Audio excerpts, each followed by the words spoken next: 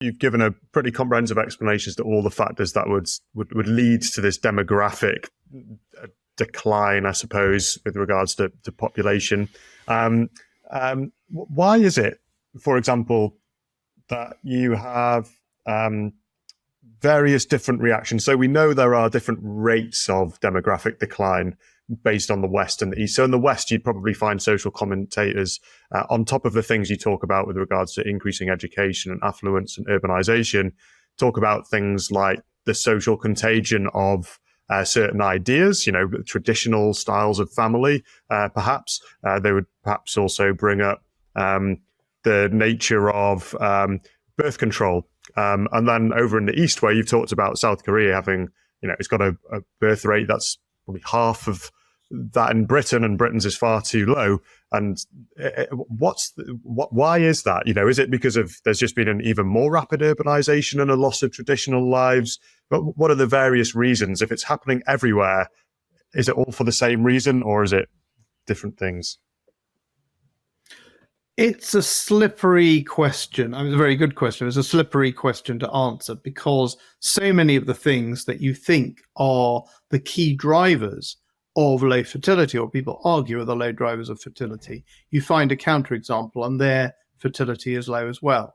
So, for example, many people say if only housing were more affordable and childcare were more affordable, and I'm all in favour of measures to make those things more affordable for young families. And yet, if you go to parts of the UK where housing is cheap, if you go to Germany where childcare is cheap, you find actually lower fertility rates than in places like London. So that's not to say I don't think these things are problems, but I don't think fixing them is a solution. You might say, actually, it's all about traditional family formations. When those break down, fertility rates go down, but that's not true. Where you have got very traditional families, actually, you tend to have very low fertility rates in the developed world, so countries like Greece. If you look, there's actually a negative correlation between the fertility rate and birth rate within marriage. So as in the more so-called progressive societies, that's a very sort of value-laden term, which we could probably unpack. But in societies which for a long time have had very high fertility outside marriage, so the majority of births, or something like the majority of births, we're only just there, are outside marriage. Places like Sweden, they've traditionally, well, I say traditionally, the last 20, 30, 40 years, had a higher fertility rate, although that's falling as well. So it's another thing is religion. If you look within countries, the more religious people tend to have larger families. One thing I have noticed is that where there is an Abrahamic tradition, so a Christian, Jewish, or Islamic tradition, it's not that fertility won't fall. It certainly does. But it seems to fall more slowly and maybe doesn't get quite as low. I mean, we've not seen anywhere in the traditionally Christian West, for example, that has fallen as low as South Korea. Now, South Korea has got a large evangelical Protestant movement, but it doesn't have an Abrahamic tradition. If you compare, for example, Thailand, Indonesia, and the Philippines, look at those three countries, actually adjust for their level of socioeconomic development, you find that fertility is lower and has fallen much more quickly in predominantly Buddhist Thailand than in predominantly Muslim Indonesia and predominantly Catholic Philippines, although it's falling in all of them.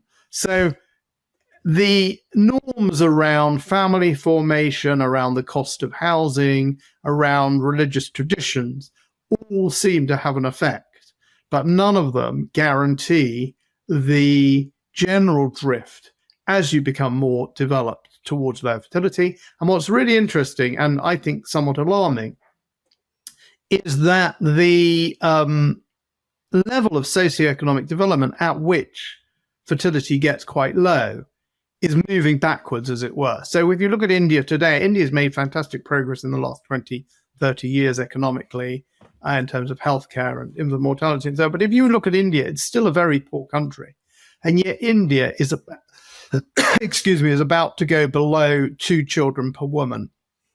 Countries like Jamaica or Thailand, quite poor, have lower fertility rates than the UK. So it used to be a socioeconomic thing. And that socioeconomic thing, modernity had an effect, whatever we mean by modernity, whether we measure it by literacy rates or rates of education at university, or by urbanization, or by GDP per capita. These things related to lower fertility. First of all, that's broken down for the richest countries.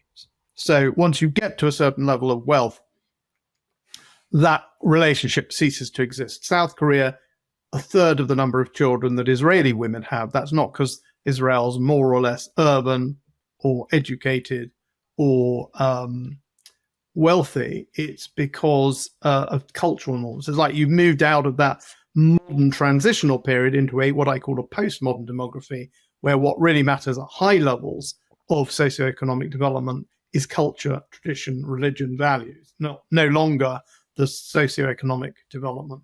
But what's also happening is that countries that are really still quite early in the spread of modernity, as I say, whether measured by urbanization, education, or income, are having much lower fertility rates than would have been expected in the past. So it does seem to be a very global thing. And but once you move through that process of modernity, of course, much of Africa, sub-Saharan Africa, is not there yet. Fertility rates are still very high. But as you move through that modernization process, it seems almost inevitable that the fertility rate comes down. It's coming down earlier. Then once you're through it, the question is, and everybody's living to 70 or 80. I mean, everybody, the life expectancy is 70 to 80. Infant mortality is very low. Most people are reasonably educated. Incomes are reasonable. Then what I call getting to demographic Denmark, to use Francis Fukuyama's term. Then the question is, what are the values? What are the traditions? What is the culture? And when I say slippery, I mean that it's much easier to correlate levels of literacy or urbanization with fertility. Culture is a slippery concept, but I think we have to deal with it if we're going to understand why some countries have higher fertility rates once they've passed into modernity than others. So much in there. One of the points you made early on about the Abrahamic religions spawning more people, I couldn't help but think of the passage in the Old Testament, can't remember it word for word, where it is written that Abraham and the followers of Abraham's, the sons and daughters of Abraham, will proliferate through all the earth.